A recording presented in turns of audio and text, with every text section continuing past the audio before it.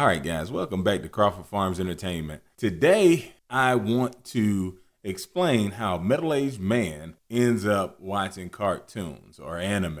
So I'm going to tell you guys about my life story, how I ended up at this point where I am a fully grown man with a full-time job, kids, responsibilities, but in my spare time, I watch and converse about cartoons. So a little bit about myself. In high school, I was a decent high school athlete. I ended up winning a state title in wrestling my senior year.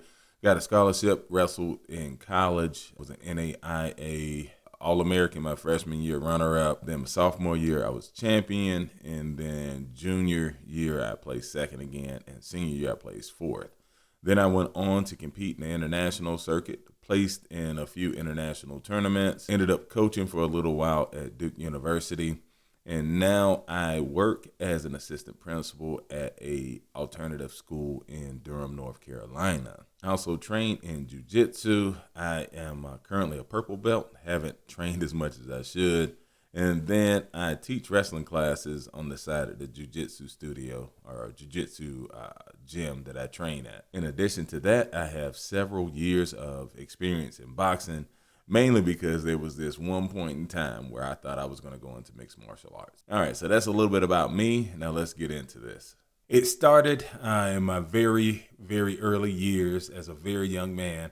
I loved to train. I loved martial arts, right? I didn't actually know any martial arts, but I loved the idea of it. And I used to love to pretend as if I knew. I actually had people convinced that I knew karate when I knew absolutely none. As far as my training at the time, it was mostly push-ups and punching into the air with terrible technique, terrible form.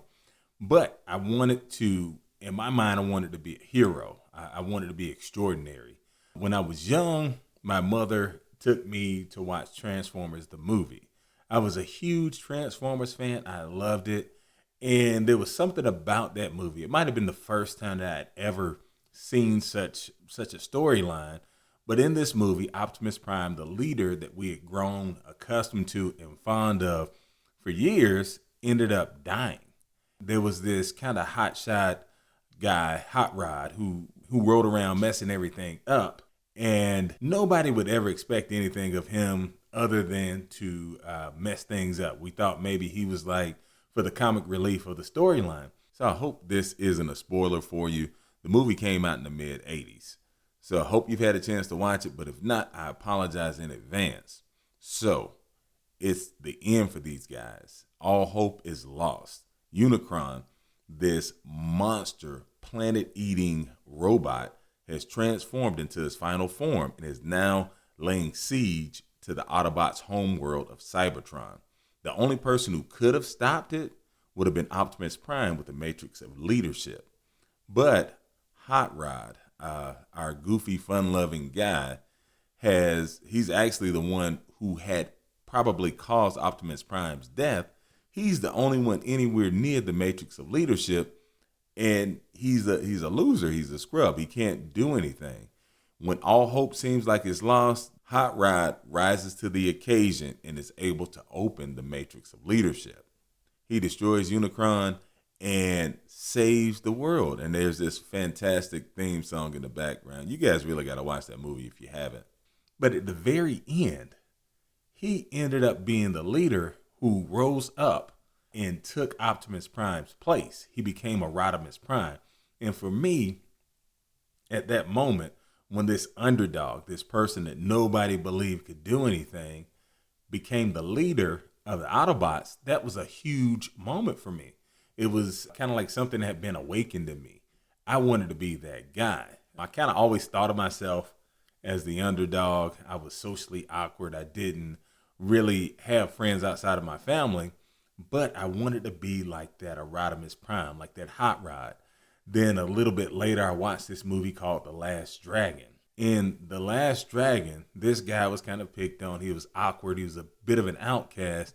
He loved Chinese culture, right? He dressed like he was from China. Nobody really understood this guy.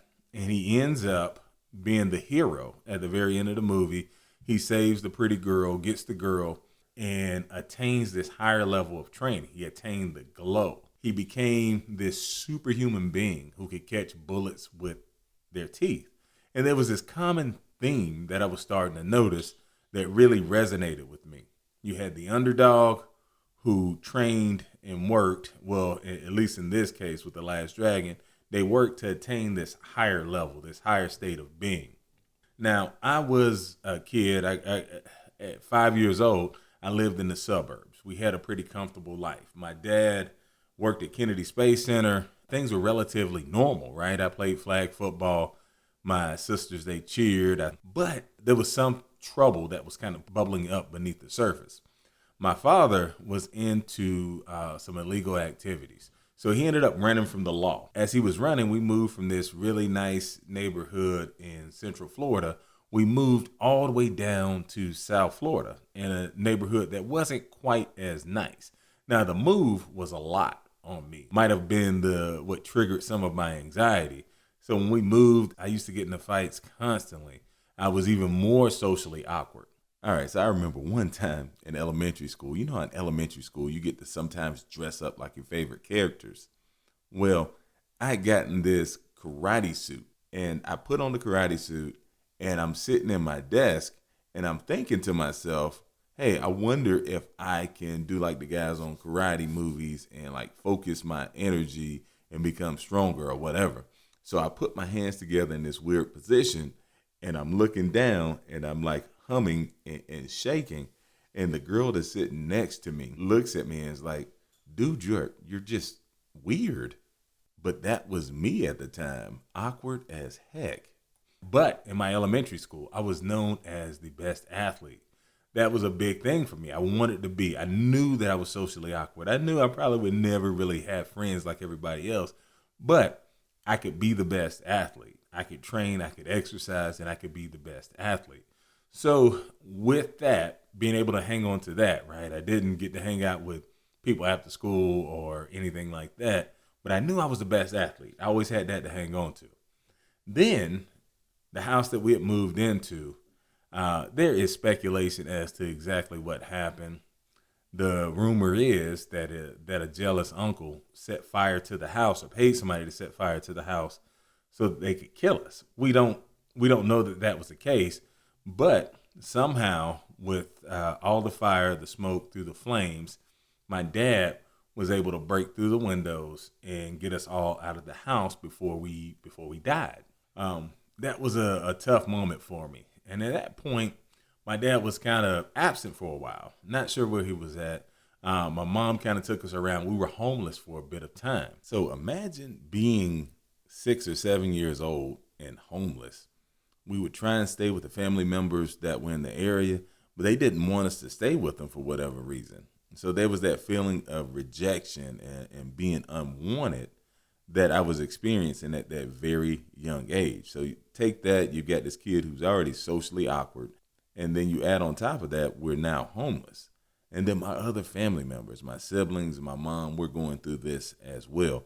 And like I said, at this time, I'm not sure what was going on with my dad. My mom finally managed to find us an apartment. It was in a really rough neighborhood.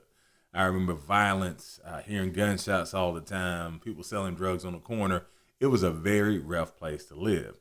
Also during that time, my dad ended up getting arrested. He went to jail. So now, 8-year-old me is not far removed from being homeless, father's incarcerated, and I'm around a lot of negative influences. The reason that I have chosen to work in alternative schools and work in schools where students come from family situations that are similar to mine is because I knew what that experience was like for me, and I want to try and find ways to help those students through those. So back to the story. Now, during this time, I did watch cartoons. Dragon Ball was out, and I would watch that, but I didn't recognize that theme in Dragon Ball just yet. For me, the big thing was Teenage Mutant Ninja Turtles. That was these Ninja Turtles. They were outcasts. They lived in the sewer, and they were secretly saving the day. It was huge for me when the Ninja Turtle movie came out, and I got to see these guys in live action. But the common theme was always there. Underdog, and hero. This was something that always resonated with me. I did end up becoming a bit of a local football star, not like actual organized football on the side of our building. I would play, and because I was so hard to tackle and I was able to run people over, even people who are a lot bigger, my balance was just amazing. They couldn't, and I'm not bragging because I wasn't good at much else. I just had really good balance, and it was hard for them to knock me off my feet.